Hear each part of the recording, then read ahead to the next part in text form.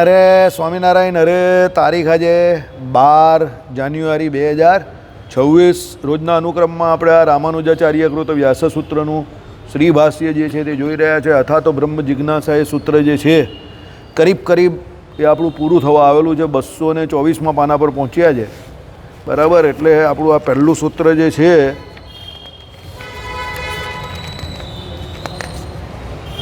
કેટલા પાનાનું છે તે જોઈએ. 228. પહેલું સૂત્ર કેટલું મોટું છે, 228 પાના રહી ગયા, પૂરું જ નહીં.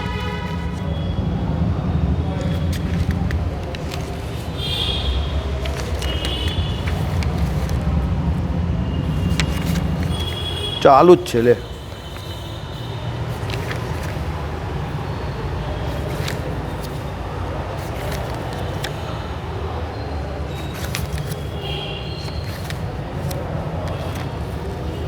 ખબર નહીં, ચાલો નહીં. બહુ લાંબુ સૂત્ર જ પહેલું તો.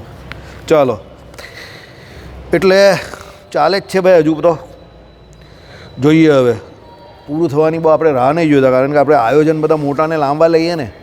સત્સંગી જીવન પહેલાં લીધું, એ પછી આ, બરાબર. કંઈ નહીં, આપણે કાં પૂરું કરવું છે, આપણે તો ચલાવવું છે ને. ચલાવો. ગઈકાલે આપણે એટલે પરમ દિવસે આપણે જોયું કે ભાઈ આત્મા જે છે તે કેવો છે, તો દેવ મનુષ્યાદિ પ્રકૃતિના પરિણામ વિશેષ જે છે પરમાત્મા કેવા છે, તો દેવ આત્મા જે દેવ મનુષ્યાદિ પ્રકૃતિના પરિણામ વિશેષ જે છે તેથી એ સંસ્પૃષ્ટ જે છતાં એનું સ્વરૂપ પ્રકૃતિના તે પરિણામે ભેદથી રહી જ છે, અને તેથી તે ભેદવાચક દેવાદી શબ્દનો વિષય નથી. અહીંયા પહેલાં આત્માની વાત છે, પછી પરમાત્માની વાત આવશે, બરાબર. એટલે આપણે એ આત્માના સ્વરૂપની વાત આપણે પહેલાં જોતા હતા કે ભાઈ આત્મા જે છે તે કેવો છે, તો વારંવાર એમ કહે કે એના શરીરમાં પરિણામ થયા કરે છે, શરીર બદલાયા કરે. 4 પ્રકારની જે સ્વદેહી, ઉદ્ભીજ, જરાયુજ અને અંડજ પ્રકારની 21 લાખની 4 પ્રકારની મુખ્ય યોનિઓ છે. એમ ટોટલ 84 લાખ જાતની યોનિઓ છે. આમાં એ આત્મા જે છે તે શરીર બદલ્યા કરે અને પરિણામ થયા કરે એમાં બધા એના કર્મને અનુસારે. પણ આત્માનું સ્વરૂપ જે છે તે બદલાતું નથી, એ જેવો છે તેવો ને તેવો રહે.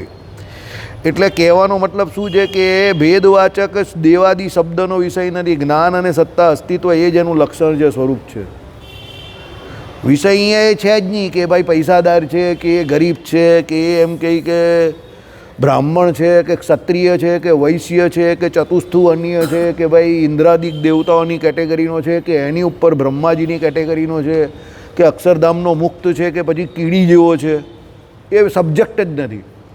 જ્યાં તમે આત્મા વિષયક બાબતમાં વાત કરો તો આ કોઈ વિષય એને એ વિષયમાં આ કોઈ મુદ્દાઓ આવતા નથી. તમે કહો તો પછી કયા મુદ્દાઓ આવે છે? તો આ જે મુદ્દાઓની મેં ચર્ચા કરી કે ભાઈ અહીંયા જે કીડી છે તે, કે પછી મચ્છર છે તે, કે પછી સર્પાદિક જે કોઈ છે, કે પછી વાક્ષી જે છે તે, કે પછી મનુષ્ય જે છે તે, દેવતા જે છે કે અક્ષર મુક્ત જે છે તે, આ બધા આત્માની કેટેગરીની વાત છે. એટલે એણે ધારેલા જે શરીર જે છે એના કર્મો પ્રમાણે એ શરીરની વાત આપણે કરીએ છીએ. ફરક જે છે તે એના શરીરની અંદર છે. આત્મા જે છે તે તો સ્વરૂપે કરીને શું છે? જ્ઞાન સ્વરૂપ છે, સત્તા માત્ર છે. સત્તા માત્ર એટલે એનું જે અસ્તિત્વ એ જ એનું લક્ષણ, એ એનું સ્વરૂપ છે. આત્મા જે છે એનું લક્ષણ પોતાનું એ છે કે એ છે, એ એનું સત્તાપણું જે છે તે જ એનું લક્ષણ છે. કેવી રીતે? તો 80 કિલોનું બોડી હોય, 120 કિલોનું બોડી હોય, કે 50 કિલોનું બોડી હોય, કે 60 કિલોનું બોડી હોય, એનો જે સત્તા એટલે એને જે કંટ્રોલ કરે, એનો જે નિયંતા જે છે તે અંદર રહેલો જીવ છે, તે આટલો જ છે, અણુ સરખો સૂક્ષ્મ. એ સંકલ્પ કરે કે એ ધારે કે મંદિરે જવું છે તો મંદિરે અવાય, એ એમ આળસ કરે કે જવાય જ હવે, કાં કંઈ ભાગી જાય. ભગવાન ત્યાંના ત્યાં જ છે, હરિભક્તો ત્યાંના ત્યાં જ છે, પેલી નવરી દુકાનો ત્યાં બેઠી હશે, ટાઈમપાસ કરતી હશે. આપણે શાંતિથી પૈસા કમાવો, એ તો નવરા લોકોનું કામ છે આ ભજન કરવાનું. આપણું કંઈ કામ નથી, આપણે બહુ બિઝી મેન. એવો વિચાર આવી જાય, કંઈ ખોટો વિચાર નથી. માયાને જે લક્ષમાં લે એને એવો વિચાર આવે, ભગવાનને જે લક્ષમાં લે એને એવો વિચાર આવે કે ગમે એટલું કમાઈએ, 100 કરોડ રૂપિયા ભેગા કરીને 1 સેકન્ડ વધારે જીવવાનું મળવાનું નથી, તો પછી એ 100 કરોડ હું વાપરી પણ નહીં શકવાનો, તો એટલા કમાઈને ફાયદો શું? તો બંને પોતપોતાના હિસાબે સાચા છે. હું એવું વિચારું કે હું 2 રોટલી જ ખાઈ શકું, તો પછી 4 રોટલી માટે મારે મહેનત શું કામ કરવાની? બીજો એવું વિચારે કે ના ભાઈ હું ભલે 2 રોટલી ખાઉં છું પણ મારા પછીની 2-4 પેઢી માટે કંઈ કરી જાઉં ને. હું એવું વિચારું કે હું કદાચ લોન બોન લઈને જાઉં તો મારા પછીના શાંતિથી હપ્તો ભરશો, હું તો મકાનમાં રહેતો થઈ જવા. બંને પોતપોતાના હિસાબે બરાબર છે. હા, પેલા લોકો યાદ તો કરે. પેલો કહે કે ભાઈ હું મરું તે પછી જ ફાઇલ ખોલજે. પેલો તો ખુશ થઈ જાય, બાપા બહુ મોટું વ્હીલ મૂકીને ગયા ફાઇલ. એટલે ફાઇલ જો એટલે અંદરથી બધા લોનના કાગળિયા નીકળે. બાપાએ વિલમાં લખેલું હોય કે મારા પછી મારા લોનના હપ્તા છે તે મારો આ પુત્ર ભરશે, ન ભરે તો પછી એની મિલકત બધી જપ્ત કરી લેજો. બરાબર. પેલો કે બાપાએ બહુ ખતરનાક વ્હીલ બનાવેલું, ટ્રેક્ટરનું વ્હીલ બનાવેલું, છાતી પરથી નીકળે તો છાતીના પાટિયા જ બેહાડી દે. હવે એના બાપાનું થિંકિંગ હતું, એ હોશિયાર માણસ. કેમ? એણે વિચાર્યું કે હું મકાન પોતાનું કરી જઈશ તો આ આળસું થઈ જશે. એના કરતાં એને ગબ્બર સિંહની ગોળીની જેમ સાંભા જબ તક ये पैर चलेंगे उसकी सांसें चलेगी, यहाँ पर पैर रुके उसकी सांसें रुक जाएगी, ડીચે આવું. એટલે બાપો હોશિયાર એનો કે આને આળસું થવા જ નહીં દેવું, આને દોડતો જ રાખું કાયમ માટે. એટલે ફાઇલ મૂકીને જ જાય, પણ હું મરું પછી જ ખોલજે, બહુ મોટો ખજાનો છે અંદર. બરાબર. એટલે આટલો નાનો જીવ છે, સત્તા માત્ર છે, નિયંત્રણ રાખનારો એ છે, નિયામક છે. 80 કિલોના બોડીને એ ચલવે છે. એ ધારે તો મંદિર લઈ આવે, એ ધારે તો સીધો થિયેટરમાં પિક્ચર જોવા લઈ જાય, 500 રૂપિયા આપે, અંધારામાં 2.5 કલાક બેસે, 50-100 રૂપિયાની પોપકોર્ન ખાઈ, પાછો એમ થાય કે પિક્ચર જોઈને આવ્યો, ખુશ થઈને આવ્યો. પણ એને એ બેવકૂફને સમજ નહીં પડતી કે 3 કલાક મેં બીજાને એના વિચારોને અને એણે જે કંઈ બતાવ્યું એ 500 રૂપિયા આપીને સહન કર્યો. પણ એ અક્કલને એટલું ખબર નહીં પડતી કે હું આ મારા પૈસા આપીને એને શું કામ સહન કરું છું. મને આ મગજમાં જ નહીં બેસતું કે હું મારા પૈસા આપું, મારા સમય આપું ને એના વિચારોને મારે 2.5-3 કલાક સહન કરવાના. એ જે બતાવે તો મારે જોવાનું, મારી કંઈ થાય જ નહીં એમાં. સમજો, તમે ઓટો મોડ પર, મેન્યુઅલ નહીં, ઓટો, તમારે એમ બેસી જ રહેવાનું થિયેટરમાં. એ બતાવે કે પેલો હીરો 35 માળની બિલ્ડિંગ પરથી કૂદ્યો અને એણે હીરોએ ધારિયાને તલવારને હોકી લઈને આવેલા 50 માણસને મારી નાખ્યા. તો તમારે હા કરીને ચાલ્યા જવાનું, ખુશ થઈ જવાનું, વાહ વાહ વાહ વાહ. આમાં લોકો સીટી પણ મારે ને તારી પણ મારે. મેં જો બોલતા હું वो मैं करता हूँ. પેલો બોલે હીરો એટલે લોકો તારી પાડે. 3 કલાક તમારું મગજ ગીરવે. બરાબર ને? હવે આ એક થિંકિંગ છે. ને બીજું એક મારા જેવું થિંકિંગ છે. એ એમ કહે કે 500 કરોડ રૂપિયા કમાય, મારે 3 કલાક ને મારો સમય બંને એને આપવાનો ને એને સહન કરવાનો, તે અલગ.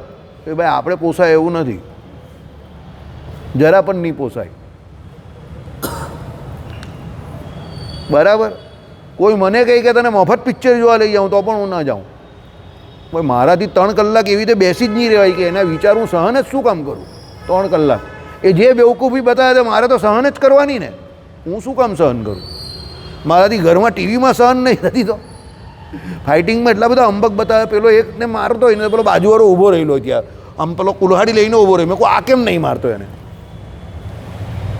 પેલો ઊભો રહેલો હોય રીતસર, તમને કેમેરામાં ખબર પણ પડે પાછી. એ પેલો 100 જણાને મારે એકલો. હવે આપણે ટીવીમાં રીતસર દેખાઈ જાય, આપણે કંઈ કામ કરતા હોય ત્યારે જ જોતા હોય તો આમ દેખાય કે આ મૂરખ બનાવે છે. તો એના 500 રૂપિયા આપીને આપણે થિયેટરમાં કેવી રીતે જઈએ? મને થાય કે આ નકરી બેવકૂફી છે. ને પછી પાછા આપણે જોઈએ પેલાના આંકડા, 500 કરોડનો ધંધો, 1000 કરોડનો ધંધો. અરે આ બેવકૂફ બનાવવામાં 500 ને 1000 કરોડનો ધંધો કરી જાય એ લોકો. ને જોવાવાળા બધા ભણેલા ગણેલા હોશિયાર માણસો, ડબલ ગ્રેજ્યુએટ, ટ્રિપલ ગ્રેજ્યુએટ. પાછા પ્રાઉડથી ગઈ ફેમિલી બુકિંગ કરાવ્યું છે. બધા મિત્રો જોરે જોવા ગયેલા રવિવારે, સન્ડે. લે આખો ક્લાસ જાય કોલેજનો, આ લોકોનો આખી કોલેજ જાય. એટલે સમૂહમાં મૂર્ખ બનવાનું કારખાનું. આપણે બધા સમૂહમાં મૂર્ખ બનીએ કે એણે જે કહી એ પાછો શું કહી એ અમારી ક્રિએટિવિટી છે. એટલે તારી ક્રિએટિવિટી આવી કે 35 માળની બિલ્ડિંગ પરથી પેલો કૂદે અને 100 માણસને મારી નાખે. એવો મેં મારી જિંદગીમાં માણસ નહીં જોયો. પેન્ટ ઉપર ચડ્ડી પહેરે એટલે સુપરમેન. આપણે પેન્ટની અંદર પહેરીએ, બહાર પહેરે એટલે સુપરમેન.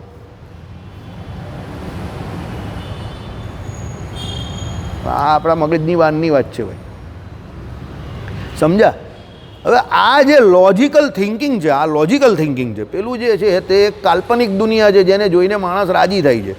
હવે એનો લોજિક સમજી જાઓ, એ કેમ એવું થાય છે. એ 35 માળની બિલ્ડિંગમાંથી હીરો કૂદે છે ને એ ખુશ કેમ થાય છે? કારણ કે એ એના પોતાના જીવનમાં એવું કંઈ કરી નહીં શક્યો. સમજો, એ પોતે પોતાના જીવનથી એટલો ખુશ નથી. એ એના પોતાના જીવનમાં એવી કંઈ બહુ મોટી ધાડ મારી નહીં શક્યો. સફળતા એને મળી નથી. એટલે એ શું છે? સફળતા અને સુખના રસ્તાઓ શોધે છે. હવે એને સૌથી સસ્તો રસ્તો એમાં આ લાગે છે કે 500 રૂપિયા આપો ને એમાં પેલાને જોઈને એ ખુશ થાય છે. સમજ પડે? એટલે એ એની અંદરથી બધી ભડાસ કાઢી રહેલો છે. સામાન્ય રીતે જેટલા લોકો ક્રિએટિવિટી કરતા હોય છે તે શું કરે છે? એના રૂપિયા એવી રીતે કમાય છે કે તમારા જીવનની જે કોઈ ઉણપ કે ઓછપ જે છે કે ભડાસ જે છે, એમ્પ્ટી સ્પેસ જેને આપણે કહીએ, ખાલી જગ્યા, એ એને પૂરી નહીં કરતો. પણ અમુક સમયમાં તે પેલું કહીને તરસ્યાને પાણી આપો તો પેલો કહીને હાસ થઈ ગઈ મને, પણ પાછી એને તરસ તો લાગવાની જ છે. બસ એ વાત છે. સાયકોલોજી છે. This is all psychology. કે 3 કલાક માટે પેલો પોતાનો દર્દ દુઃખ જે છે ને તે ભૂલી જાય છે. સમજો કે હું કોણ છું, મેં મારા જીવનમાં શું કર્યું, મારી ઘરવાળી મને ઘરે બહુ ગાળ દે છે કે હું નક્કામો છું, મારા છોકરા કંઈ પપ્પા તમે કંઈ કર્યું જ નહીં યાર આખી જિંદગી. એ 2.5-3 કલાક પેલો એને એ એના જીવનથી અપરિચિત રાખે છે. એટલે પેલાને ત્યાં અંદર બધું જે દેખાય તે બધું એને સાચું લાગે છે. એ કાલ્પનિક દુનિયા એને સુખ આપી જાય છે. કેમ? એ એની વાસ્તવિક દુનિયામાં પોતે પ્રવેશ કરવા માટે સમર્થ નથી, કારણ કે એમાં એને એટલું દુઃખ જ દુઃખ દેખાય છે. આનો ફાયદો પેલા લોકો ઉઠાવે છે. સમજ પડે છે? વાસ્તવિક દુનિયા શું છે? તો આ છે. તમને તમારા સ્વરૂપની પોતાની ઓળખાણ થાય કે તમે કોણ છો એકચ્યુઅલી. આત્મા કોણ છે? તો અણુ સરખો સૂક્ષ્મ છે, સત્તા માત્ર છે. એ ધારે એ કરી શકે એવો છે. કાળા માથાનો માનવી જે ધારે એ કરી શકે. આખી દુનિયા, આખું જગત ગમે તે કરે, પણ જો તમે એવું વિચારો કે તમારે મંદિર જવું છે, શાંતિથી બેસીને ભજન કરવું છે, આટલા જનમંગળના પાઠ બોલવા છે, આટલી માળા ફેરવી છે, આટલી પ્રદક્ષિણા કરવી છે, આટલા દંડવત કરવા છે, દરેક મૂર્તિની સામે અડધો કલાક ઊભા રહીને 30-30, 25-25 માળાઓ ફેરવવી છે. તમે આજે નહીં ને કાલે એ કામ કરવા માટે શક્તિમાન થઈ જશો. અને તમને એ વાસ્તવિક જે જીવન છે એનાથી હકીકતમાં ખરો આનંદ પણ આવશે. એ ખરો આનંદ છે, કારણ કે ભગવાન પરમ સત્ય છે. તમે પોતે સત્ય, તમારું જીવ જે છે તમે પોતે જો છે તે પરમ સત્ય છે, નિત્યો નિત્યાનામ. પણ તમે શું કરો છો કે લોંગ ટર્મ અને સાચો રસ્તો છે એને મૂકીને પેલી કાલ્પનિક દુનિયામાં સસ્તો રસ્તો પકડીને પોપકોર્નમાં આનંદ માનો છો. કારણ કે આ લાંબો રસ્તો છે. પણ જો આ રસ્તામાં તમે એકવાર આવી ગયા અને તમને ખબર પડી ગઈ તો પછી તમે દુનિયામાં બીજું કોઈ કામ કરવા કે ધંધો કરવા ન જાઓ. તમને ખબર જ પડી જાય કે બધા ધંધામાં નુકસાન ને નુકસાન છે. આમાં લાભ ને લાભ જ છે. આમાં નુકસાન છે જ નહીં. આમાં કોઈ કંઈ લઈને જતો જ નથી, મૂકીને જ જાય છે. સમજો, મૂકીને જાય એટલે કેવી રીતે? જે કોઈ અહીંયા આવે છે સમજો એ ભગવાન પાસે લેવા આવે છે ખરો, પણ ભગવાન પાસેથી કોઈ કંઈ લઈને જઈ શકતો જ નથી, કારણ કે આખી દુનિયા તો ભગવાનની છે. અરે એ જ ભગવાનનો છે તો લઈને શું જવાનો? અને લઈને ગયો પછી કાં લઈ જવાનો? પાછો મૂકવાનો જ છે અહીંયા જ. છેલ્લે તો મૂકીને જ જવાનો છે. એટલે અહીંયાથી કોઈ કંઈ લઈ નહીં જતું. પણ માણસમાં એ જે સારની બુદ્ધિ, જેને વિવેક કયો શાસ્ત્રમાં, એ વિવેક બુદ્ધિ આવતી નથી. એટલે એ આવીને માંગ કરે છે. બાકી એ માંગવાનું બંધ કરી દે. જેની ઈચ્છાની પૂર્તિ થઈ ગઈ છે, જેને કોઈ ઈચ્છા જ નહીં રહી, એ જગતમાં સૌથી વધારે સુખી વ્યક્તિ છે. બાકી જેને જરા પણ નાનામાં નાની પણ ઈચ્છા છે એ વ્યક્તિ સુખી નથી. એટલે જો તમારે સુખી થવું હોય તો આજથી એક પૂર્ણ વિરામ માંડી દો. કોઈ પણ પ્રકારની ઈચ્છા નહીં રાખો. ભગવાન જેમાં આપે એમાં રાજી. કોઈ ઈચ્છા નહીં. કારણ કે તમારી ઈચ્છા જે છે ને એ જ તમને અતૃપ્તિ આપશે. ને ઈચ્છા કોઈ દિવસ પૂરી નહીં થવાની, યાદ રાખજો. એક પૂરી થશે, બીજી ઊભી થશે, બીજી પૂરી થશે, ત્રીજી ઊભી થશે. એના કરતાં કોઈ ઈચ્છા જ નહીં રાખો. જો સુખી થવું હોય તો ઈચ્છા કરવાની બંધ કરી દો. પરમાત્મા તમને જે આપશે ને તેમાં તમને વધારે આનંદ આવશે. ઓહો, આમાં તો હું યોગ્ય જ નહીં હતો, આ તો મને મારી ઓકાતથી બહુ મોટું મળી ગયું. બહુ રાજી થઈ જશો. અને જો તમારી ઈચ્છાઓ બહુ મોટી હશે તો ભગવાન તમને ગમે એટલું આપશે, તમને સુખી નહીં કરી શકે. ભગવાન પણ સુખી ન કરી શકે. કારણ કે તમને ગમે એ મળે, તમને એમ થાય કે હજુ તો આ છે, હજુ તો આ છે. તો તમારી ઈચ્છા પૂર્ણ ન થશે ને તમે સંપૂર્ણ સુખી ન થશો. એટલે ઈચ્છા પર પૂર્ણ વિરામ મૂકી દો. આત્મા પોતે બહુ સુખીઓ છે. આત્માને સુખી થવા માટે કોઈ કામ કરવાની કે કંઈ કરવાની જરૂર જ નથી. એ ખાલી પોતે પોતાના સુખની અંદર મગ્ન રહી, પોતાના સ્વરૂપની અંદર મગ્ન રહી અને એની જોડે પછી પરમાત્માની ભક્તિ જો ભળી ગઈ, સોને પે સુહાગા. એ જો ભજન કરવામાં તલ્લીન થઈ ગયો અને ભગવાનના સુખને એણે એકવાર ચાખી લીધું, પતી ગઈ વાત. એને કોઈ કામ કરવાની કે કોઈ વ્યક્તિની કે કોઈ વસ્તુની, એને દુનિયાની કોઈ જરૂર જ નથી. જોઈ લો તમે, જેટલા પણ મોટા મોટા ભક્તો થઈ ગયા, સબરી માઈ સબરી જે હતા, જંગલ છોડને કોઈ દિવસ કોઈ જગ્યા પર ગયા એવું તમે રામાયણમાં વાંચ્યું? ભગવાન રામચંદ્રને શોધવા પણ એ ગયા એવું તમે જોયું? રામચંદ્ર ભગવાન એને શોધતા આવ્યા. પેલા બધા સાધુઓ બહુ વચ્ચે હતા. રામચંદ્ર ભગવાન એ બધાને સબરીનું એડ્રેસ પૂછતા હતા. એ કહે કે હાલ અમારી પાસે આવ્યા ને અમારું એડ્રેસ નહીં પૂછતા, એટલા વર્ષોથી અમે ભજન કરીએ જ ભગવાનનું. રામ ભગવાન આવેલા એ પહેલાં રામનું નામ દેતા હતા એ લોકો, બોલો. તો પણ રામ ભગવાન એની પાસે એડ્રેસ પૂછવા ગયા, એ લોકોને મળવા નહીં ગયા, પણ સબરીને મળવા ડાયરેક્ટ ગયા. જંગલમાંથી બહાર નહીં આવેલી, ભીલ હતી જાતની બાજી, એવી કોઈ ઉત્કૃષ્ટ જાતિની પણ ન હતી, કોઈ એવી રૂપાળી નહીં હતી, હાવ બુઢ્ઢી થઈ ગયેલી, ડોસીમાં થઈ ગયેલી, કોઈ રૂપની, કોઈ એવું જાતીય લક્ષણની, ભીલ જાતિની, જંગલી આપણે વ્યક્તિ કહીએ ને એ વ્યક્તિ. પણ એને એટલો વિશ્વાસ ગુરુના વચન પર મતંગ ઋષિના કે મારા ભગવાન મને અહીંયા સુધી મળવા આવશે, તો રોજ એ ભગવાન માટે એ તૈયારી કરે સવારે, અને સાંજ પડે ને ના એટલે પાછી સૂઈ જાય, કંઈ નહીં કાલે આવશે, કાલે આવશે. વર્ષો સુધીની એની તપસ્યા, અને ભગવાન રામચંદ્રજી એની ઝૂંપડીમાં દરવાજો ખટખટાવતા પહોંચ્યા. ઇતિહાસ થઈ ગયો, અને એ દિવસ એની જિંદગીનો છેલ્લો દિવસ. હવે નથી જીવવું, કે હવે જીવવાનું કોઈ કારણ જ નહીં બચ્યું ને, બસ હવે તમારા ધામમાં જવું છે, ને ભગવાને એના ધામમાં એને મોકલી દીધા. ભગવાનનું ભજન કરવાનું ને ભગવાનને મળવાનું એ ચસ્કો, એ ભગવાનને એના સુધી લઈ આવ્યા. હવે એને જગત જોવું જ નહીં હતું, જંગલમાં રહેતા હતા, એને જગત જોવું જ નહીં હતું. એની પાસે કાં મોબાઈલ હતો, એની પાસે કાં ઇન્ટરનેટ હતું, કંઈ જ નહીં હતું. એ જીવ્યા ને આટલા વર્ષ. કેમ? ભગવાન આવશે એવા ગુરુના વચનમાં વિશ્વાસ. આત્મા એટલે જે હતો અંદર તે પરમાત્માના રંગે રંગાઈ ગયો હતો, સમજો. એટલે ઇન્દ્રિયો અંતકરણ આપણા જે છે આ, એ આત્માને આધીન છે, પણ વસ્તુતઃ આપણે શું માની લીધું? ઇન્દ્રિયો અંતકરણને લાલ લડાઈને કે ઇન્દ્રિયો અંતકરણ જે છે એને આધીન આપણો આત્મા છે એમ સમજીને ઇન્દ્રિયો અંતકરણને લાલ લડાવવામાં આપણે આપણું પોતાનું સ્વરૂપ ભૂલી ગયા છે. એને કારણે પેલો 500 રૂપિયા આપીને ફિલ્મ જોવા જાય છે. સમજ્યા મારી વાત? પેલો કહે કે અંદર એગ્રેશન આવે છે, કિક મળે છે. એવી એને એટલે મળે છે કે એને એના પોતાના જીવનથી સંતુષ્ટિ નથી, એને સંતોષ નથી. એટલે એ બીજાને જોઈને એ સુપર હીરો શોધે છે. એકચ્યુઅલી સુપર હીરો બી પોતે સુપર હીરો નથી હોતા, સમજો. પણ પેલો વ્યક્તિ શું છે, એવા સુપર હીરોને શોધી રહેલો છે જે કાલ્પનિક દુનિયાનો હીરો છે, બાકી એ પોતે જ હીરો છે. એને ખબર નથી, કારણ કે એનો હીરો કેવો છે, પેલો ખદાનની અંદર કોલસાની વચ્ચે રહેલો છે, એટલે એને શોધીને બહાર કાઢીને ઘસવાની જરૂર છે. તો એ પોતે જ હીરો છે, સમજ પડે છે? એ અહીંયા કહ્યું છે. શું? સ્વયં પ્રકાશ છે, કાચા યોગીનું મન એને વિષય કરી શકતું નથી. એ વિશે આપણે પરમ દિવસે વાત કરી કે ભાઈ જે યોગી કાચો છે, હજુ એણે યમ નિયમ સાધ્યા નથી, બરાબર, આસન પ્રાણાયામ કર્યા નથી, એને એનું પોતાનું સ્વરૂપ હજુ ઓળખાયું નથી. જેને યમ નિયમ કરીને સમાધિ સુધી જે પહોંચી ગયો છે, ઉપાસના ભગવાનની કરે છે, અને ભગવાનનું ભજન કરીને જે ભગવાનના દર્શન કરી રહેલો છે, તે વેળા એ પોતે પોતાનો સાક્ષાત્કાર એટલે પોતાનો આત્મા એને પોતે પોતાના સ્વરૂપનું પણ દર્શન કરશે.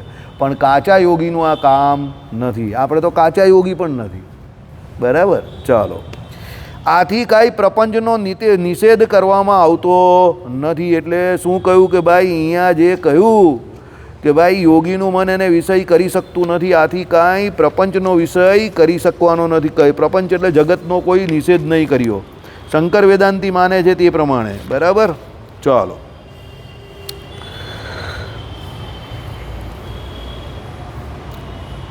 તમે પૂછશો કે આ સી રીતે જાણ્યું, તો એનો ઉત્તર નીચે પ્રમાણે. આ પ્રકરણમાં યોગ એ જ સંસારનું મુખ્ય ઔષધ છે એમ કહીને યોગના પ્રત્યાહાર પર્યંત અવયવો બતાવ્યા, જેની આપણે શનિવારે ચર્ચા યોગના એ બધા અવયવોની કરેલી. યમ નિયમ, બરાબર, આસન, યમ નિયમ આસન, પ્રાણાયામ, પ્રત્યાહાર, પછી ધ્યાન, ધારણા, ધ્યાન અને સમાધિ. ઇન્દ્રિયોને પોતપોતાના વિષયમાંથી ખેંચી લઈ ચિત્તાકાર કરવી તે પ્રત્યાહાર. જે તે ઇન્દ્રિયોનો જે તે વિષય છે એને ત્યાંથી ખેંચીને એને તમારું ચિત્ત જે છે એના આકારે કરવી, એટલે ચિત્ત ભગવાનમાં લગાવવાનું છે તે આકારે કરવી, એ જે છે તે પ્રત્યાહાર છે. એટલે પહેલાં યમ નિયમને આસન તો સેટ કરી દેવાના. યમ એટલે શું? એ પહેલાં પોતે આત્મવિચાર કરવો. નિયમ એટલે શું છે કે ભાઈ ઇન્દ્રિયો અંતઃકરણને જીતવા માટે જે કોઈ નિયમ કરવાના છે, આંખે કરીને સારું જોવું, કાને કરીને સારું સાંભળવું, ખરાબ કંઈ જોવું નહીં, ખરાબ કંઈ કરવું નહીં, ઇન્દ્રિયોથી પાપ થતા હોય તે બધા બંધ કરી દેવાના. આસન સિદ્ધ કરવું, 4 કલાક, 6 કલાક, 8 કલાક, 10 કલાક એક જ સ્થિતિમાં તમે બેસી રહેવા જોઈએ. પ્રાણાયામ કરવા, કુંભક રેચક આદિ પ્રાણાયામ કરીને મનને નિયમમાં લેવાનું છે. એટલે એક જગ્યા પર બેસીને સ્થિર થઈને તમે ભજન કરી શકો. પછી પ્રત્યાહાર આવે. ચિત્ત જે છે, અંતઃકરણ જે છે એની વૃત્તિઓને ખેંચવાની છે બધેથી અને ભગવાનમાં લગાવવાની છે. પછી ધારણા, ધ્યાન અને સમાધિ, એ ભગવાનના સ્વરૂપની ધારણા કરવાની. પછી એની મૂર્તિનું ધ્યાન કરો. 2 કલાક, 4 કલાક, 8 કલાક, 20 કલાક, 25 કલાક એમ ધ્યાન કરતા જશો. એમ સમય જતો જશે એટલે એક દિવસ પરમાત્માનો સાક્ષાત્કાર થશે, એ સમાધિ. અને સમાધિમાં જેવો પરમાત્માનો સાક્ષાત્કાર તમને થશે એટલે તમે કોણ છો એ પણ તમને ઓળખાણ થશે. અત્યારે હું તમને પૂછું કે તમે કોણ છો તો તમને કંઈ ખબર જ નથી કે તમે કોણ છો, કારણ કે તમે તમારી જાતને ઓળખતા જ નથી. હું પણ મારી જાતને નહીં ઓળખતો. આપણે એમ પૂછીએ તમે કોણ છે તો આપણે શું કહીએ કે આ કામ કરું છું, આ મારું નામ છે, આ મારા બાપાનું નામ છે, આ મારી બાનું નામ છે, આ ફળિયામાં રહું છું, આ જાતનો છું, આ કુળનો છું. એ બધી શરીરની ઓળખાણ છે, તમારી ઓળખાણ નથી. તમારી ઓળખાણ તમને ક્યારે થાય? જ્યારે સમાધિ થાય, ભગવાનનું દર્શન થાય, ત્યારે તમને તમારું સ્વરૂપ અતિશય પ્રકાશમાન જેવા તમે છો એવા તમને દેખાય. એ તમારી પોતાની ઓળખાણ. આ તમે જે કાપો છો તે શરીરની ઓળખાણ છે. એ તો તમે કૂતરો બિલાડો હતા ત્યારે પણ ઓળખાણ હતી જ તમારી. લાલ કુત્તમ પરમ ઉત્તમ, કાલા કુત્તમ અધમ કુત્તમ. બરાબર? એટલે લાલ કૂતરો કેવો છે? પરમ ઉત્તમ છે. અને કાળો કૂતરો તો કેવો છે? અધમ કૂતરો છે. એમ એવી રીતે આપણે આપણી ઓળખાણ આપીએ કે ભાઈ આ મારું શરીર છે તે બહુ સારું છે અને બાજુવાળાનું કેવું છે? બહુ ખરાબ છે. જે કામ કરે છે તે બિચારો કામ જ કર્યા કરે છે, ને જે કોઈ કામ નહીં કરતો તે બીજાના કામની અંદર વાંધો વચકો શોધે છે. એ કામ એ કરે છે. બરાબર? એટલે જે કોઈ કામ નહીં કરતો એ તે સૌથી સારું કામ શું કરે? બીજાના કામમાં વાંધો શોધવો. એ એનું કામ છે. સમજી ગયા? અને જે કામ કરે છે એની પાસે બીજાનો કોઈ સમય નથી, એ એના કામમાં જ છે. એ તો પછી કહેવું લાલ કુત્તમની આજેની 11માં કહેવું. એ મજા આવે એવું છે. લાલ કુત્તમ પરમ કુત્તમ, એમાં એવું છે લાલ કુત્તમ પરમ કુત્તમની પાછી બહુ મોટી સ્ટોરી છે, પણ તમને કહી દઉં છું. આ ગોપાલભાઈ એવું કહ્યું ને, એક ભૂદેવ હતા. તે એક ભૂદેવ એટલે બ્રાહ્મણ. તે એક વાણિયાન ત્યાં એના જે યજમાન હોય ને ત્યાં જમવા ગયા. એના છોકરાના કંઈ છોકરીના લગ્ન હતા. હવે પહેલાં તો જમવાનું થાય તો પેલું કેવું રોડ ઉપર જ રસ્તામાં જ બધા કરતા હતા ને, મંડપ બાંધીને. રસોઈ બસોઈ બધું તૈયાર થયું, આમ તેમ બધું જોરમાં તૈયાર કરી નાખ્યું રસોઈ બસોઈ. અને બ્રાહ્મણોની પંગત બેસી એટલે ત્યાં એક કૂતરો આવી ગયો. કૂતરો આવ્યો એટલે પેલા જે બ્રાહ્મણ હતા ભૂદેવ તો ઊભા થઈ ગયા, એ કૂતરો આવ્યો, કૂતરો આવ્યો, કૂતરો આવ્યો. હવે આ પંગતનું નહીં જમાય, જમવાનું ભ્રષ્ટ થઈ ગયું, ફેંકી દો ફેંકી દો ફેંકી દો એમ કરીને એણે. પેલો વાણિયો બિચારો દુઃખી થઈ ગયો કે આટલી બધી રસોઈ કરી, વાણિયાને તો ફેંકવાનું અઘરું જ લાગે, પણ બિચારાએ ચાલો હવે બધા ભૂદેવો કહે તો કૂતરાનું કૂતરાને નાખી દો એમ કરીને નાખી દીધું. ચાલો ગયું. પછી નવું બનાવ્યું, રસોડું કર્યું પાછું ને જમાડી દીધા. વાણિયો કંઈ નહીં, ડબલ ખર્ચો થયો, પણ વાણિયાના મગજમાં તો હોય જ. વાણિયો શાંતિથી બેસી રહ્યો, ત્યારે તો કંઈ બોલ્યો નહીં, જમાડી દીધા. પછી 2 વર્ષ પછી પાછો એ જ ગામમાં લગ્નનો સમારંભ થયો. હવે પેલા બ્રાહ્મણને ત્યાં એના છોકરાના લગ્ન. પેલો બ્રાહ્મણની જગ્યાએ એટલે ગામડાને જમવા બધાને જ ગામમાં બોલાવે ને, એટલે પેલો વાણિયો પણ જમવા ગયેલો. નસીબ સંજોગે એ જમણવારમાં પણ શું આવ્યો? કૂતરો આવ્યો. કેવો આવ્યો? કૂતરો આવ્યો જોરમાં. એટલે વાણિયાને તો મજા આવી ગઈ. એટલે એણે જોરમાં બૂમ બરાડા ચાલુ કરી, એ કૂતરો આવ્યો, કૂતરો આવ્યો, જમવાનું ફેંકી દો, જમવાનું ફેંકી દો, જમવાનું ફેંકી દો. એટલે પેલા બામણ આવ્યો, બોલો ભાઈ શું થયું? તે કંઈ કૂતરો આવ્યો, કૂતરો આવ્યો. તે કંઈ કયા રંગનો કૂતરો છે? હું પોથી ખોલે જોઉં છું. તે કંઈ લાલ રંગનો કૂતરો છે. ઓકે, પોથીમાં લખેલું છે લાલ કુત્તમ પરમ ઉત્તમ, કાલા કુત્તમ અધમ કુત્તમ. પેલા લોકો કે એટલે લાલ કલરનો કૂતરો બહુ પરમ છે, ઉત્તમ કૂતરો કહેવાય, એટલે જમવામાં કોઈ વાંધો નથી, બધા જમવાનું ચાલુ કરી દો. બરાબર? આનાથી શીખવાનું શું છે કે આપણે લોકો ધર્મનું પાલન કરવાનું હોય તો બીજા પાસે કરાવવાનું હોય ને, હે આની ચાલે આમ કરીએ, પછી પોતાનો કરવાનો હોય તો કશેથી કંઈ ને કંઈ ગલી કાઢીએ. આ તમારા માટે નથી, આ અમારા જેવા વક્તાઓ માટે છે. પોતે કંઈ પાળવાનું એટલે પછી કોઈ ગલી બતાવી અંદરથી, ભાઈ આમાં આ આપણે નહીં લાગતી કલમ, આમાં આ નહીં લાગતી, પેલામાં પેલી, એટલે આપણે પોતાને કોઈ કલમ લાગે નહીં, પણ જગતને બતાવી હોય આપણે બહુ શેરખાન થઈ જઈએ. એટલે આ યાદ રાખવા જેવું શું છે? લાલ કુત્તમ પરમ ઉત્તમ, કાલા કુત્તમ અધમ કુત્તમ. એટલે બીજાનો કૂતરો કેવો છે? કાળો છે, અધમ ઉત્તમ નથી, અધમ કુત્તમ. અને આપણો કેવો કૂતરો છે? લાલ કુત્તમ પરમ કુત્તમ. બરાબર? એવું ન કરવાનું. શાસ્ત્રોમાં લખેલી આજ્ઞા મારા પોતાના માટે છે એ વસ્તુ માનીને પોતે પોતાનું કામ કરવું જોઈએ. જે માણસ પોતે પોતાનું કામ નથી કરતો, અંતકાળ જ્યારે તમારો આવશે ત્યારે તમને તમારા કામનો હિસાબ આપવાનો છે. બીજાનો કોઈ હિસાબ તમારે નહીં આપવાનો. There is no justification for other people. You should have asked or you will ask that. So what you have done. તમે શું કરેલું છે એ તમને પૂછવામાં આવશે. No justification is required for other people. બીજા લોકો માટે તમારે કોઈ જસ્ટિફિકેશન આપવાની જરૂર નહીં પડવાની. તમને એ પૂછશે જ નહીં કે વાસુદેવભાઈ શું કરતા હતા. મને એ પૂછશે જ નહીં કે તમારી સભામાં બેઠેલા બીજા શું કરતા હતા. મારી પાસે મારો હિસાબ થશે, તમારી પાસે તમારો હિસાબ થશે. યાદ રાખજો. એટલે આજે જ મેં એક જગ્યા પર બહુ સરસ વાંચ્યું કે જે માણસ કંઈ કામ નહીં કરતો એ શું કરે છે? બીજાના કામમાં વાંધો વચકો શોધે છે. પણ જે પોતે કંઈ કામમાં મંડેલો છે એને બીજાના કામ તરફ જોવાની કોઈ ફુરસદ નથી. એટલે પોતે કંઈક એવું કામ પકડી લેવું, મોટું કામ, ધ્યેય એક એવો મોટો બનાવી દેવો કે એ કામમાં તમે જ રચ્યા પચ્યા રહેવું, બીજા પર જોવાની વાત જ નહીં કરવાની. આજના પેપરમાં જે સોશિયલ મીડિયા પરથી માથાકૂટ થઈને ખૂન કરી નાખ્યું, સંદેશમાં આવેલું છે, વાંચવા જેવું છે. એટલે સોશિયલ મીડિયા પર પણ કોઈ પણ કમેન્ટ કરતાં પહેલાં વિચાર કરી નાખજો. આ બીજું થયું, એક પેલું સાઉથના હીરોએ એક ખૂન કરી નાખેલું ને એ તો બિચારો જેલમાં છે. આ અત્યારે ગુજરાતમાં જ કોઈ જગ્યા પર થયું. સોશિયલ મીડિયાની કોઈ વાત પર કમેન્ટ કરવા ગયા, પછી 2 જણા કંઈ પતાવટ માટે ગયા અને એમાં કંઈ છરીથી હુમલો કરી નાખ્યો ને મારી નાખ્યો પેલાને. સમજી ગયા? એટલે વેચાતી કોઈ દિવસ કોઈ જગ્યા પર લેવા જવી નહીં. યાદ રાખજો. આપણે આપણું કામ જ કર્યા કરવાનું. દુનિયા ગઈ તેલ પીવા, જેને જે કરવું હોય તે કરે. આપણે ક્રાંતિની મસાલ લઈને શહીદ થવું નથી.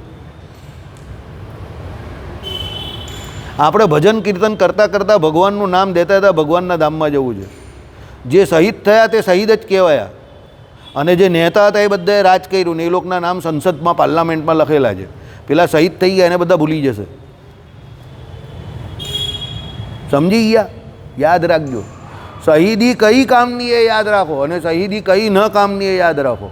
દેશ માટે થાય તે શહીદ, બીજા માટે થાય તે જય સ્વામિનારાયણ નામ નહીં આપવું, કારણ કે કોઈને ખોટું લાગી જશે. કોઈને એટલે જેને બિચારાએ કંઈ દેશ માટે કર્યું હોય ને કોઈ અર્થનું અર્થઘટન ખોટું કરે એટલે તમને કહેવામાં એવું આવશે કે તમે આના માટે કરો છો કે પેલા માટે કરો છો કે ધર્મ માટે કરો છો, પણ એકચ્યુઅલી તમે એના માટે નહીં કરતા. તમને કોઈ વ્યક્તિ પોતાનો હાથો બનાવી રહેલો છે. સમજજો. એટલે પોતે પોતાનું કામ નક્કી કરો અને પોતે પોતાના નિયંત્રક જાતે બનો અને જાતે એ કામનો વહીવટ કરો અને જાતે ધ્યેય બનાવીને જાતે એ લક્ષ્ય સુધી પહોંચવાનો પ્રયત્ન કરો. બીજાની ફિકર નહીં કરો. દુનિયા જે કરવાની હોય તો કરે. આપણા આવ્યા પહેલાં દુનિયા ચાલતી હતી, આપણે છે ચાલે જ છે, આપણા ગયા પછી પણ આનાથી વધારે જોરમાં ચાલશે. સમજી ગયા? એટલે આપણે જે કરવાનું જ તે આપણે નક્કી કરી દેવાનું. આત્મા પોતે કેવો છે? સત્તા માત્ર છે, અસ્તિત્વ માત્ર છે. આનાથી એ કહેવા માંગે છે. દેવ મનુષ્યાદિક જે કોઈ છે તેની પોતાની ઓળખાણ નથી. હવે આમાં એને એનું પોતાનું જે શું છે કે પછી ધારણા પછી સિદ્ધ કરવા માટે શુભ આશ્રય જોઈએ તે વર્ણવેલા પરબ્રહ્મ વિષ્ણુના શક્તિ શબ્દથી કથાતા 2 રૂપ અને અમૂર્ત એમ વિભાગ પાડીને બતાવ્યા પછી તૃતીયા શક્તિરૂપ કર્મ નામે ઓળખાતી જે અવિદ્યા તે વડે વિતાયેલો અચિત વિશિષ્ટ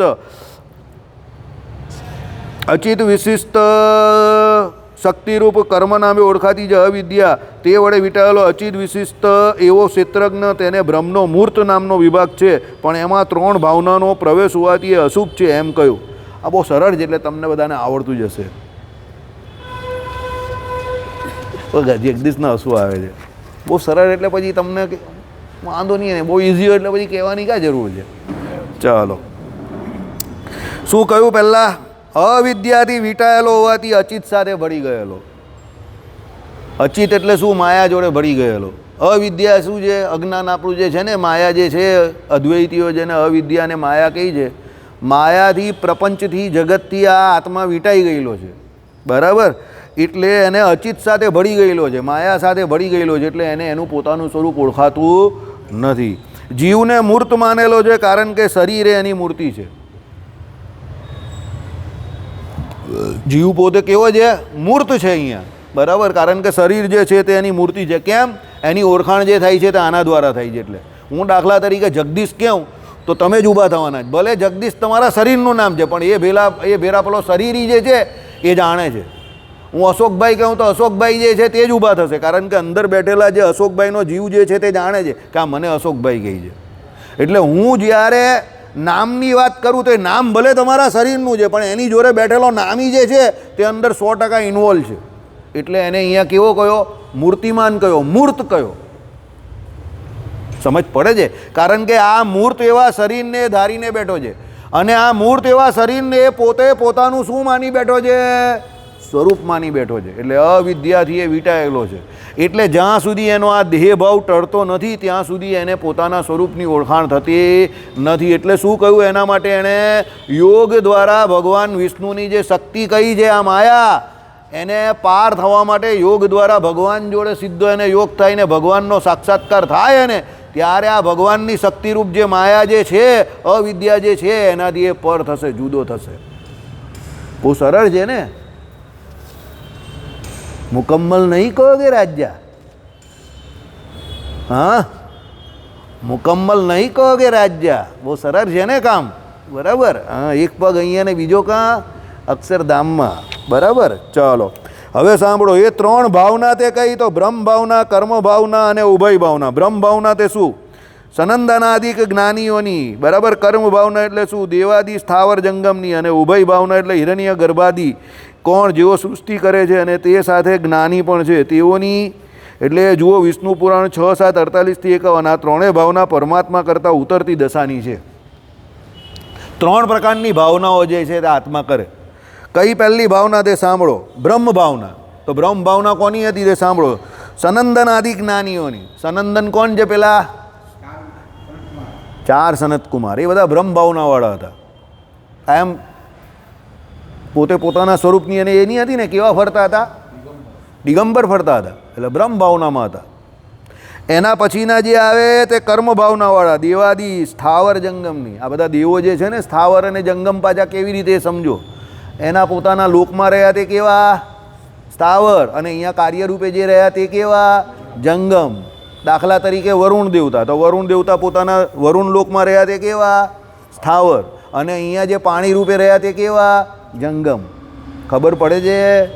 સૂર્યનારાયણ, તો સૂર્ય લોકમાં જે સૂર્યનારાયણ એના લોકમાં રહ્યા તે કેવા? સ્થાવર. અને અહીંયા જે આ પ્રકાશમાં જે વિરાજમાન છે, તમારા ઘરે જે પહોંચે, બરાબર, એમની કિરણો જે પહોંચે તે કેવા? જંગમ. એટલે બીજી કઈ? કર્મ ભાવના. આ બધી આત્માની જ કેટેગરી છે. પહેલાં બ્રહ્મ ભાવનાવાળા આત્માઓ કયા? સનંદનાદિકો, સનક સનત, પેલા 4 ભાઈઓ જે કયા ને તે. પછી આ સનત કુમારો જે 4 કયા તે એ કયા? બ્રહ્મ ભાવનાવાળા. બીજા આ કર્મ ભાવનાવાળા, તે કોણ? દેવતાઓ. હવે એના પછીની ભાવનાઓ છે ઉભય ભાવના. ઉભય એટલે બેવ, એમાં બંને ભાવના આવે. કઈ કઈ? બ્રહ્મ ભાવના પણ અને કર્મ ભાવના પણ. એમાં કોણ આવે? હિરણ્ય ગર્ભાદી. હિરણ્ય ગર્ભ એટલે કોણ? બ્રહ્માજી પણ આવે એમાં. એ કોણ છે? કેવા છે? તો સાંભળો. તે જેઓ સૃષ્ટિ કરે છે, સૃષ્ટિ કરે છે ને બ્રહ્માજી, અને તે સાથે જ્ઞાની પણ છે. બ્રહ્માજી જ્ઞાની છે કારણ કે એને જ્ઞાન પ્રત્યક્ષ કોની પાસે મેળવું છે? ભગવાન નારાયણ પાસે. સૃષ્ટિ થાય ત્યારે ભગવાન પોતે શું બોલે છે? તપ તપ તપ તપ તપ. એટલે બ્રહ્માજી તપ કરે. પછી બ્રહ્માજીને પોતાના જે કોઈ બ્રહ્માંડને વિશે જે કંઈ પણ જ્ઞાનનો વિસ્તાર કરવો હોય, ધર્મ જ્ઞાન વૈરાગ્ય સહિત ભક્તિ એનો પ્રચાર પ્રસાર કરવો હોય, એના બ્રહ્માંડમાં રહેલા જે જીવો એને ધર્મ અર્થ કામ અને મોક્ષ 4 પુરુષાર્થની સિદ્ધિ આપવી હોય તો એના માટે ભગવાન નારાયણ પોતે એને શું આપે? પ્રત્યક્ષ રીતે વેદો આપે. વેદો શું છે? ભગવાન નારાયણની પોતાની પરાવાણી છે. હવે એ બ્રહ્માજીને આપે એટલે બ્રહ્માજી તો એ વેદ પોતે જાણી જ જાય. સમજો, ઘણી જગ્યા પર આવા પેલા ગણપતિઓમાં ને એમાં પણ આવે છે કે આમ કરીને ભગવાન નારાયણ પોતે પહેલાં આવતું હતું. વેદ જે છે તે 4 વેદ લઈને આવે ને આ બાજુ બ્રહ્માજીને સુપરત કરે. એવા પહેલાં પૂતળાઓ આવતા હતા પહેલાંના સમયમાં. 20-25 વર્ષ જૂની વાત કરું. અત્યારે એવા લોજિક્સ ચાલે જ કે નહીં ચાલતા આઈ ડોન્ટ નો, કારણ કે હું હવે જોવા નહીં જતો. બરાબર, સમજ પડી? એટલે બ્રહ્માજી સૃષ્ટિ કરે છે પણ એને જ્ઞાન પણ છે. તમે જો એટલે પેલા આપણા દશમસ્કંદની કથામાં આવ્યું કે એને જ્ઞાન છે તો પણ એ ભગવાનના ચરિત્રમાં મોહ પામી ગયા. એટલે બ્રહ્માજી જેવા પણ મોહી જાય છે ભગવાનના ચરિત્રમાં. જ્ઞાની છે તો પણ મોહી જાય છે. બરાબર, એટલે આવા 3 પ્રકારના જીવ હોય છે. એક બ્રહ્મ ભાવનાવાળા, બીજા કર્મ ભાવનાવાળા અને ત્રીજા કયા? ઉભય ભાવનાવાળા. બરાબર, એટલે ઉભય ભાવના, આ 3 ભાવના પરમાત્મા કરતાં ઉતરતી દશાની છે. આ 3 ભાવના જે તે કેવી છે? ભગવાન પરમાત્મા કરતાં કેવી છે? ઉતરતી દશાની છે. કારણ કે જેની ભગવાનમાં વૃત્તિ લાગી જાય એની આ બધા કરતાં ઉત્તમ અવસ્થા છે. એટલે શું કહ્યું તે સાંભળો.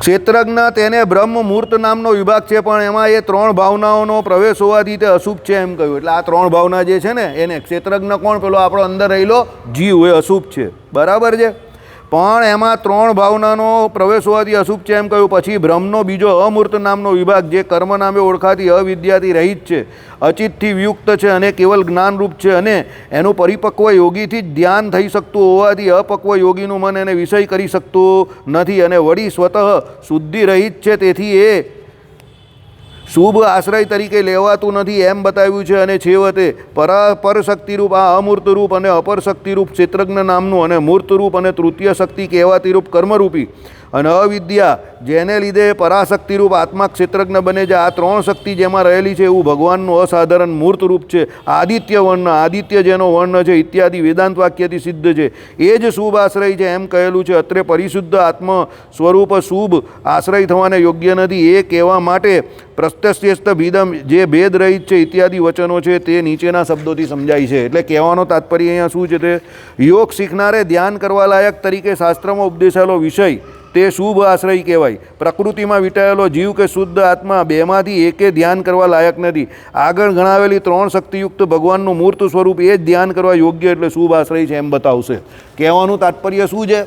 પેલા સંકાદિક જે બ્રહ્મ ભાવનાવાળા છે તે, એના પછી જે દેવતાઓ, જે બ્રહ્માદિક દેવતાઓ, જે આ કોઈ એટલે સોરી એના પછીના જે આ બધા બીજા દેવતાઓ જે કર્મ ભાવનાથી જોડાયેલા છે તે વરુણ દેવતા આદિક છે તે, એના પછીના ત્રીજા જે બ્રહ્માદિક દેવતાઓ જે છે તે, આ બધા જે છે સમજજો એ ભગવાનનું જ સ્વરૂપ છે. કારણ કે ભગવાન એ બધાને પોતાના કાર્યને વિશે નિયોજેલા છે.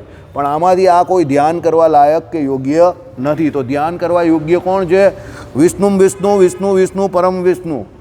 એટલે એ ભગવાન વિષ્ણુ જે છે તે જ ધ્યાન કરવા યોગ્ય છે એવું પેલા યોગીએ શીખવાનું છે. અને એ ભગવાન વિષ્ણુનું જ ધ્યાન કરવું. કારણ કે સર્વદેવ નમસ્કારમ કેશવમ પ્રતિ ગચ્છતિ. આપણે હમણાં સામે સત્સંગી જીવનમાં પણ આવેલું કે ભાઈ ભગવાનનો ભક્ત જે છે એને જે યજ્ઞ યાગાદિક પણ જે કંઈ કરવાના છે તે વિષ્ણુ સંબંધી યાગ કરવાના છે. બીજા દેવતાઓના જે કોઈ યજ્ઞ કે બીજું જે કંઈ જે છે તે તો તમને આ લોકના કોઈ શુભ ફળને આપીને સ્વર્ગાદિક લોકની જ તમને ફળ પ્રાપ્તિ કરાવે. પણ ભગવાન વિષ્ણુનું કે ભગવાન સંબંધી તમારું જે કોઈ કાર્ય જે છે અને તમે ભગવત પ્રસન્નાર્થે કાર્ય કરશો તો એ તમને મોક્ષરૂપી ફળ આપવા માટે સમર્થ છે. એટલે હંમેશા ભગવાન વિષ્ણુ સંબંધી એટલે ભગવાન નારાયણ સંબંધી જ કોઈ પણ કર્મ કરવું, એ પણ ભગવત પ્રસન્નાર્થે. એમાંથી બીજી કોઈ આશા રાખવી નહીં. એ જ અહીંયા વાત કરે છે કે આવી 3 ભાવનાવાળા જે કોઈ પણ જીવ જે છે એનું ધ્યાન કરવાનું નથી. શ્રીજી મહારાજે શિક્ષાપત્રીમાં કેટલામો શ્લોક કયો? 115 કે બીજો કોઈ બ્રહ્મરૂપ પણ જીવ હોય તો પણ એનું ધ્યાન કરવું નહીં. ધ્યાન તો ભગવાન અને ભગવાનના અવતારોનું કરવું. પણ ભગવાને બહુ સરળતાથી કહી દીધું છે એટલે તમને બહુ મજા આવે નહીં. પણ આમાં આણે બહુ અઘરી રીતે કહ્યું એટલે તમારા બધાના કાન કેવા થઈ ગયા? શેરવા થઈ ગયા. શ્રીપતિમ શ્રીધરમ સર્વદી